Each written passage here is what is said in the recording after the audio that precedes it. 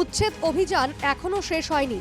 লখিমপুর, ধুবড়ী এবং গোয়ালপাড়া জেলায় ব্যাপক উচ্ছেদের পর এবারে প্রশাসনের নজর গোলাঘাট জেলার উরিয়াম ঘাটে। নাগাল্যান্ড গোলাঘাট সীমানার উরিয়াম ঘাটে উচ্ছেদের পরিকল্পনা সরকারের। উরিয়াম ঘাটে শীঘ্রই শুরু হচ্ছে উচ্ছেদ অভিযান। উরিয়াম ঘাটে আসন্ন উচ্ছেদ সম্পর্কে মুখ্যমন্ত্রী কি বলেন শুনে নেওয়া যাক। এতিয়া উৰিয়াম ঘাটত আমি হাত লৈছোঁ, এইটোতো 4-5 মাহ লাগিব, কাৰণ সুপ্ৰিম কোৰ্টে ডেট ধৰি দিছে, ইমান দিনৰ নটিচ দিব লাগিব, কোনোবাই কোৰ্ট কেছ কৰিলে এইটো কোৰ্টত ঠিক কৰিব লাগিব, কালিয়ে গৈ কাটি দিব নোৱাৰে, তাত গোটেই প্ৰক্ৰিয়া এটা আছে। মুখ্যমন্ত্রীর বক্তব্য, উরিয়াম ঘাটে হাজার হাজার বিঘা জমি জবরদখল হয়েছে। তিনি বলেন, জায়গাটি নাগাল্যান্ড সীমানা ঘেঁষা, ফলে নাগাল্যান্ড সরকারকেও বিষয়টি জানাতে হবে। এইখিনিয়ে যিটো আমি দেখালোঁ এটা পাৰ্ট, মিনিমামটো ইয়াতে মই দেখি আছোঁ 3-4 হাজাৰ বিঘা।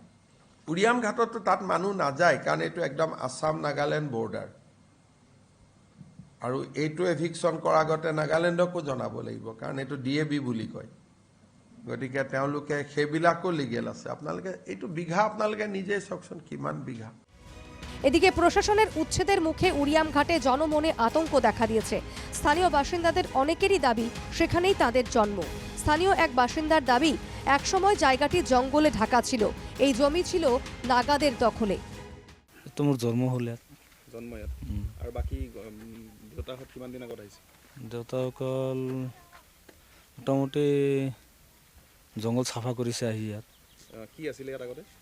ইয়াত নাগাৰ মাটি আছিলে, নাগাৰ পৰা লৈ যুঁজ বাজ কৰি লৈ চাফা কৰিলে।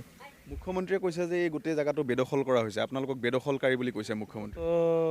মুখ্যমন্ত্রী ক'ব পাৰিছে এইটো কাৰণেহে কৈ আছে।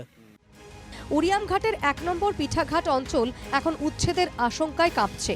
উরিয়াম ঘাটে উচ্ছেদ অভিযানের দিনক্ষণ ঘোষণা করা না হলেও উচ্ছেদ হচ্ছেই, সে কথা স্পষ্ট জানিয়ে দিয়েছেন মুখ্যমন্ত্রী। প্রশ্ন হলো, এই ব্যাপক উচ্ছেদের পর যে মানবিক সংকট দেখা দেবে তার মোকাবিলা হবে কিভাবে?